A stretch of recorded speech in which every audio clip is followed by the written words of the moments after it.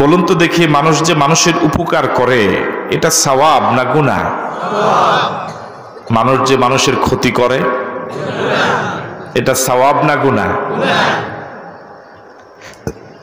এই যে মানুষের উপকার করা, ক্ষতি করা, একটা যে ইবাদত সওয়াবের কাজ, আর একটা যে গুনাহ, এই অনুভূতিটুকু আমাদের অনেকের নাই।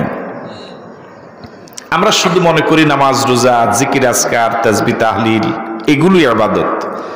কিন্তু একজন যে আরেকজনের জন্য উপকারে আসবে, উপকার করবে, এতে যে বিশাল সওয়াব, এটা আমাদের দেমাগেই নাই। আপনারা কি আমার সাথে একমত? সংখ্যায় কম হলেও এখনো কিছু মানুষ আছে যে মানুষের উপকারে কাজে লাগে। কিন্তু আমরা যারা মানুষের উপকারে কাজে লাগি, আমরাও এর বিনিময়ে যে বিশাল সওয়াবের ভাগী হওয়ার কথা, সে সওয়াব থেকে বঞ্চিত হয়ে যাই।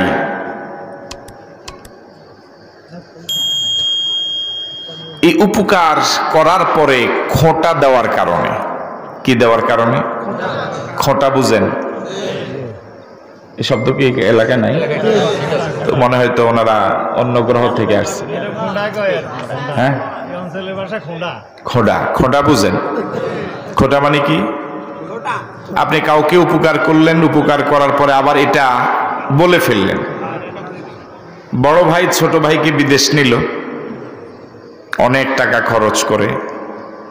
ছোট ভাই বিদেশ যাওয়ার পরে যদি এমন আচরণ করে যে আচরণে বড় ভাইয়ের মনে কষ্ট হয়, তখন বড় ভাই বলে যে তোকে বিদেশ নিলাম, এখনই ভুলে গেলি। এটাই তো কি খোঁটা?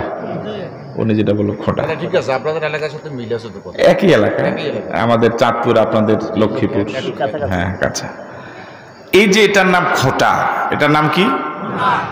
উপকার করার পরে যে বিশাল সওয়াব আমার আমলনামায় জমা হওয়ার কথা, এই সওয়াবটা টোটাল বরবাদ হয়ে যায় এই খোঁটাটা দেওয়ার কারণে।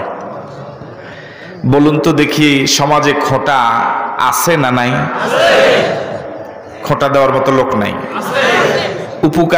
উপকার করার মতো লোক সমাজে কম হলেও, কথা বলেন, কিন্তু যারাও আছে তাদেরও সওয়াবটা নষ্ট হয়ে যায়। কিসের কারণে?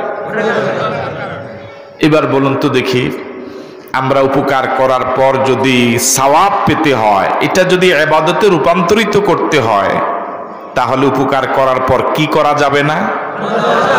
আরো আস্তে বলুন, কি করা যাবে না? খোঁটা দেওয়া যাবে না। যিনি খোঁটা দেন তার নাম হলো আরবিতে মান্নান। আল্লাহ রাব্বুল আলামিনের অসংখ্য গুণবাচক নাম আছে। ওয়ালিল্লাহিল আসমাউল হুসনা ফাদউহু বিহা। আল্লাহর অনেক সুন্দর সুন্দর গুণবাচক নাম আছে, এর মাঝে একটা নাম হলো মান্নান। মানুষ মান্নান হতে পারে না, মানুষ হবে আব্দুল মান্নান। কি হবে? আব্দুল মান্নান। মান্নান হলেন যিনি খোঁটা দেন। যিনি কি দেন তাকে কি বলবে? মান্নান। মানুষ কি মান্নান হবে না মানুষ আব্দুল মান্নান হবে? রাসূল করিম সাল্লাল্লাহু আলাইহি ওয়াসাল্লাম বলেছেন, লা ইয়াদখুলুল জান্নাতা মান্নানুন। যে ব্যক্তি উপকার করে খোঁটা দেয়, এই ব্যক্তি জান্নাতে যাবে না। তাহলে এটা কম দোষ নয়, এটা জাহান্নামে যাওয়ার কারণ, জান্নাতে না যাওয়ার কারণ। বিষয়টা কি ছোট না অনেক বড় বিষয়? আমাদের কাছে কি কখনো মনে হয়েছে যে বিষয়টা এত বড়, এত জটিল? অথচ রাসূল বলেছেন, যে ব্যক্তি খোঁটা দেয় সে জান্নাতে যাবে না। জান্নাত একটি পুত পবিত্র জায়গা, এটা রুচিশীল জায়গা। এখানে যাওয়ার জন্যেও উপযোগী মানুষ লাগবে, উপযোগী আখলাকের মানুষ লাগবে, জান্নাতের সাথে মিল হয় এরকম চরিত্রবান মানুষ লাগবে। যে ব্যক্তি উপকার করে খোঁটা দেয়, এ ব্যক্তি জান্নাতে যাওয়ার উপযোগী রুচিশীল হতে। জান্নাত কত পবিত্র জায়গা, এখানে যারা যাবেন, যাদের কিসমত হবে, তাদের সব দিকটা জান্নাতের সাথে মানানসই হবে। রাসূল করিম সাল্লাল্লাহু আলাইহি ওয়াসাল্লাম একদিন এক বুড়ো মানুষকে দেখে বললেন, রাসূল চমৎকার বিনোদন করতেন মাঝে মাঝে, বললেন যে বুড়ো মানুষ জান্নাতে যাবে না।